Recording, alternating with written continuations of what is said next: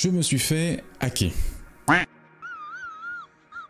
Ce que je vais vous raconter est véridique, il s'est réellement passé et se passe actuellement pour des clients et d'autres personnes dans le monde. Je ne suis donc pas un cas isolé. Ça fait un peu moins de 10 ans que je travaille en sécurité informatique et à mes débuts, c'était un petit peu chaotique, on va dire ça comme ça. À la fin de la vidéo, je suis sûr que vous allez rigoler sur la façon de comment je me suis fait hacker. Pour se remettre un peu dans le contexte, ça fait un peu moins de 10 ans que je fais de la sécurité informatique. Au début, j'ai commencé par une carrière de développeur en sortant des DUT informatique. J'étais développeur web et ma passion était de développer des petites applications web comme la majorité des gens qui commencent en informatique. Je touchais aussi un peu d'admin 6 et je découvrais la sécurité. Je m'étais acheté un petit Raspberry, un petit boîtier à l'époque, ça valait vraiment pas cher, pour héberger mes propres applications web et les rendre accessibles depuis internet. Sauf, vous vous doutez bien du problème, mettre en exposition ces applications web était peut-être pas la meilleure idée. Au début, j'avais codé une petite application web en PHP me permettant d'avoir les différentes stats de mon Raspberry, le stockage, la RAM, en temps réel, directement depuis une appli web. C'était assez pratique, mais après l'avoir rendu public sur internet, j'ai ressenti quelques lenteurs sur le Raspberry. Les graphes de l'application n'arrêtaient pas de s'emballer et le CPU tournait aux alentours de 60-70%, qui était assez anormal, parce que je ne faisais pas tourner grand chose sur ce petit serveur au début. Le serveur était aussi instable, des fois je perdais ma connexion, je perdais la main, c'était quand même assez étrange. Au début, je soupçonnais juste des latences réseau de la part de mon opérateur, ce qui était peut-être normal à cette époque, j'étais encore en ADSL, la fibre n'existait pas. Je laisse passer quelques jours et la situation ne s'arrange pas. C'est quand même assez bizarre, le CPU continue à tourner à des grosses cadences, assez lent et parfois même inutilisable, ce qui était quand même assez pénible. Je commence à m'intéresser maintenant sérieusement au sujet. Ma première étape était de m'orienter vers les access logs de mon Apache. En effet, j'utilisais Apache pour faire tourner mes petites applications web directement sur mon Raspberry. En regardant un peu plus près les logs, je remarquais qu'il y avait certaines tentatives de brute force web sur mon application. J'ai donc activé le mode sécurité d'Apache, un système de WAF qui m'a permis de limiter l'accès à mes applications et d'empêcher tout type de brute force. Le mode sécurité est assez pratique, vous pouvez masquer la version des entêtes, avoir un log plus important et vous pouvez aussi limiter les tentatives de brute force ainsi que les tentatives d'intrusion. Je laisse passer quelques jours et apparemment rien ne change. Le RAS continue à faire des pointes CPU assez importantes et le mode sécurité ne semble pas changer grand chose. C'est ici que je fais ma première grosse erreur, parce que je me dis que le RAS était peut-être mal installé et qu'il faut donc le réinstaller. Il fallait pas faire ça. Vous verrez que dans la suite de la vidéo, ça a été une de mes premières graves erreurs. Après avoir une installation toute fraîche sur mon Raspberry, je réinstalle tout avec mes applications web et je réexpose sur internet. Quelques jours passent et de nouveau le CPU s'emballe.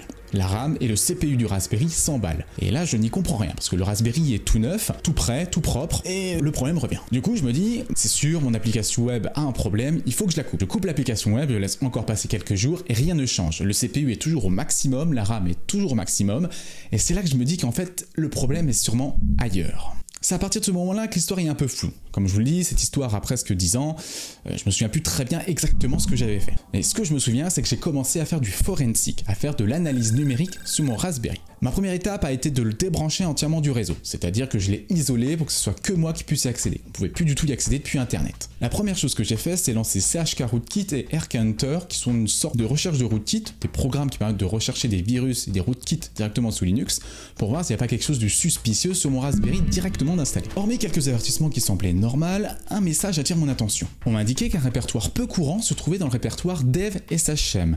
Le répertoire s'appelait .ice-unix. En effet, ce répertoire n'a pas lieu d'être dans dev/shm, peut-être dans var-tmp, peut-être dans tmp, mais sûrement pas dans dev/shm. Je vous rappelle, dev/shm sur Unix, c'est une zone mémoire où tout le monde peut écrire comme une mémoire tampon à la façon de tmp ou de var-tmp. Du coup, je me rends dans ce répertoire avec un cd dev/shm ice.unix. Là, dans ce répertoire, je fais un ls, il n'y a rien. Donc a priori il n'y a rien, mais encore une fois j'ai fait une erreur.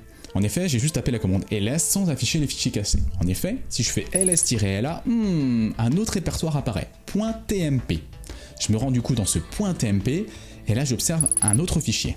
Ce fichier s'appelle .x11-unix. En faisant un peu de recherche sur internet sur ce fichier, il semblerait que ce soit tout simplement un fichier temporaire utilisé par Unix. Et encore une fois, ce fichier était vraiment suspicieux et je continuais mon enquête. Lorsque je fais un file sur ce fichier, la commande me retourna que ce fichier était en fait un exécutable ELF, ce qui était encore plus suspicieux. Je fais ensuite un strings dessus pour connaître les chaînes de caractères. Et là, quelque chose d'assez amusant apparaît ça. Je vis des chaînes de strings comme Bitcoin, Monero ou d'autres types de crypto. Ma première étape est donc de récupérer ce fichier et de les poser sur VirusTotal. Et là, magie, VirusTotal m'indique que c'est un fichier hautement malveillant et qu'il a été référencé influencé par plus de la moitié des antivirus. Le programme que j'ai en fait analysé est un cryptominer. C'est un programme dédié à miner de la crypto-monnaie directement depuis les autres infectés. Donc c'est-à-dire que quelqu'un a réussi à s'introduire sur mon Raspberry, à installer le cryptominer et à générer de la crypto-monnaie avec mon Raspberry. Du coup, maintenant la question c'est comment quelqu'un a pu s'introduire sur mon Raspberry.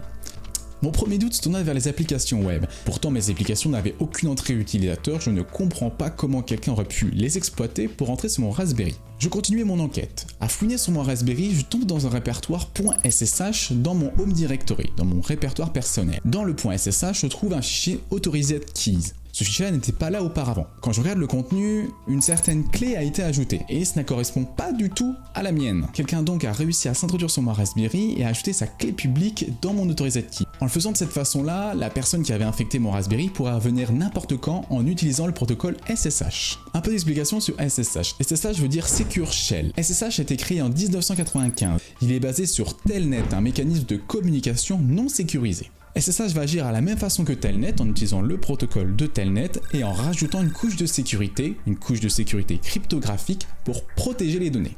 Avec SSH, vous avez la possibilité de prendre une connexion à distance entre différents hôtes, que ce soit une machine, un serveur ou un téléphone, et grâce à SSH, vous pouvez administrer vos serveurs. Comme vous le voyez, SSH est vraiment un couteau suisse qu'on se sert au quotidien, et que j'utilise moi-même au quotidien pour me connecter à toute l'infrastructure de TrackFlow. Après avoir découvert cette chaîne étrange dans mon Authorized Keys, je me suis penché vers mes logs SSH. Peut-être que je pourrais retrouver l'adresse IP de la personne qui s'est connectée sur mon Raspberry depuis mes logs. En effet, en regardant mes logs SSH, je remarque une IP qui n'est pas la mienne, et cette IP pointe vers une IP thaïlandaise. Les logs indiquent que l'utilisateur provenant de Thaïlande s'est connecté avec l'utilisateur admin à plusieurs reprises. Encore une fois, je n'ai plus ces logs sous les mains, je ne pourrais pas vous dire combien de fois il s'est connecté et à quelle fréquence. Et c'est là que tout s'assembla dans ma tête. En effet, sans faire exprès, j'avais exposé le port SSH de mon Raspberry sur internet. J'avais forwardé directement le port 22 sur ma box, ce qui faisait que le SSH de mon Raspberry était accessible par n'importe qui. Coup dur pour moi, et vu que j'étais assez négligent à l'époque, j'avais laissé les creds de base admin. Je pense que maintenant vous avez compris comment je me suis fait hacker.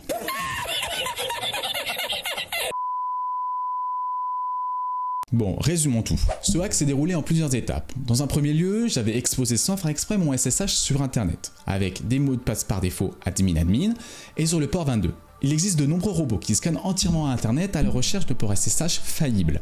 Cette fois-ci, un robot en Thaïlande avait découvert mon port SSH en admin. Il avait réussi du coup à se connecter sur mon Raspberry. Une des premières attaques de l'attaquant, ça a été de vérifier s'il avait les droits root. En effet, le compte admin que j'utilisais sur mon Raspberry faisait partie des sudoers, ce qui fait qu'il pouvait exécuter des commandes en root. Une fois qu'il était root sur mon Raspberry, l'attaquant a déployé son cryptominer pour miner de la crypto-monnaie. Il a aussi ajouté sa clé publique SSH dans Authorized Key de l'utilisateur admin pour pouvoir revenir au cas où je changerais le mot de passe admin. Il a sûrement dû utiliser d'autres méthodes pour se maintenir sur le Raspberry, mais comme je vous l'ai dit, cette histoire est vieille et je n'ai plus du tout ce Raspberry pour le prouver.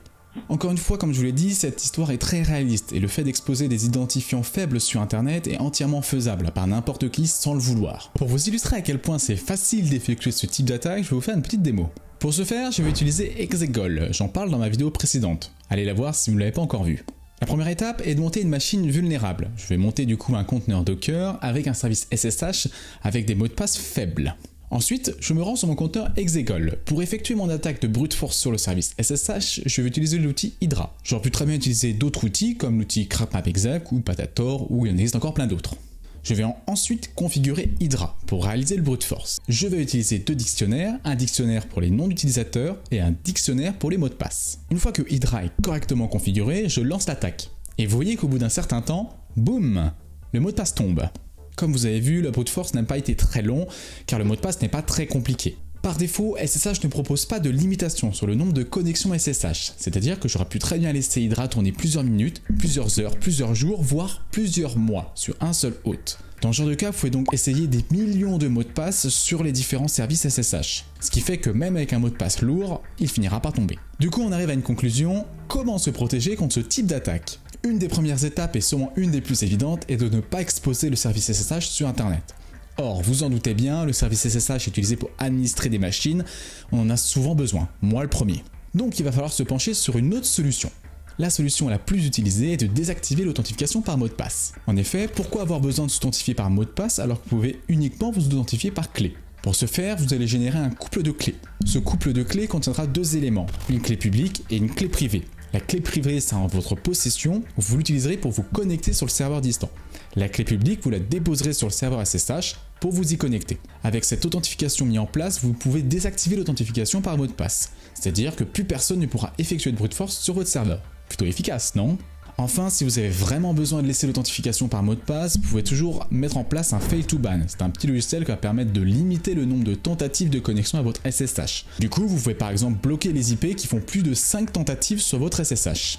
Encore une fois, c'est pas la meilleure des solutions parce que n'importe qui va utiliser une autre IP pourra revenir et faire de nouveau cette connexion. Avec l'authentification par clé, c'est totalement impossible. Ensuite, changez le port d'écoute par défaut de SSH. SSH tourne par défaut sur le port TCP22. Pourquoi pas le changer avec un autre port plus élevé, plus faible, un port non connu par défaut et que uniquement vous connaissez. En faisant ça, vous allez dégager tous les robots qui scannent sur internet uniquement le port TCP22.